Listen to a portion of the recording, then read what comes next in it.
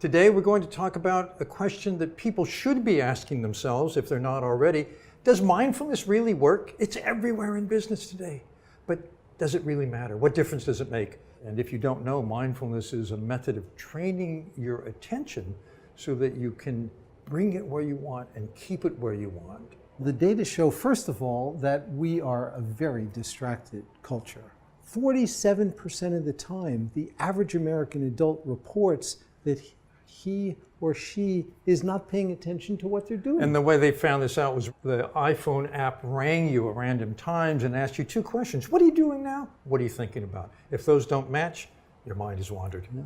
And the data show that even 8 weeks of mindfulness training, each week for a 2-hour class and a few minutes every day, is sufficient to actually produce a change. One of the big findings is that there's less mind wandering. And this makes sense because mindfulness is direct training in attention. And one of the major sources of distraction is emotional cues. We pay attention to things that are emotionally salient. Do you mean that email he sent me that got me so ticked off? Exactly. Oh. And then we reverberate. We keep ruminating about it after the email. I know, that was 4 weeks ago and I was thinking about it at 2 in the morning. Yeah, so how does it work in the brain? Yeah, how does it work? Can you show us? Sure. So if this is the front of the brain, and this is the back of the brain, there is a big chunk of real estate right up front here that we call the prefrontal cortex. That's right behind the forehead, right? Right behind the forehead. And one of the amazing things about the prefrontal cortex is that if you look over the course of evolution, this area of the brain grows more prominently in humans than in any other species. So this probably has a lot to do with things that are characteristically human. In fact, it's called the brain's executive center. It's like the CEO of the brain.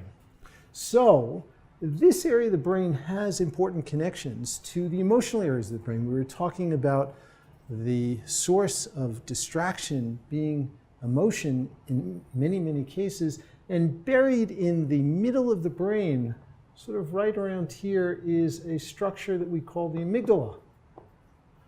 Oh yeah, the amygdala is the brain's trigger point.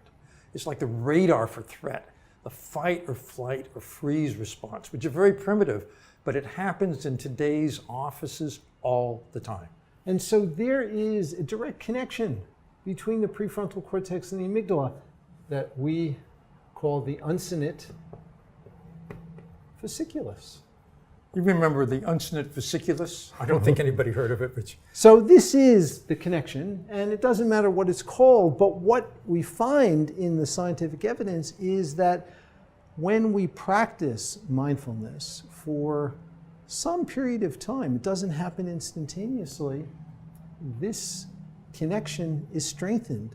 And this allows the prefrontal cortex to modulate the impulses from the amygdala and to recover more quickly. Modulate means the amygdala says, this guy's ticking me off, I'd like to slug him. And the prefrontal cortex says, just say no. It's inhibitory, right? First you don't react as much, and then you recover more quickly, isn't that right? Exactly. Yeah. And the recovery more quickly is really an important attribute of what we think of as resilience. Resilience is in many ways the ability to recover more quickly from adversity.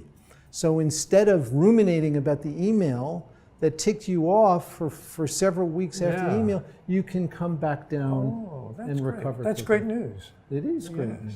And we don't need anything other than our minds and training our minds to do this. So basically, mindfulness works in a couple of ways. It makes less mind wandering.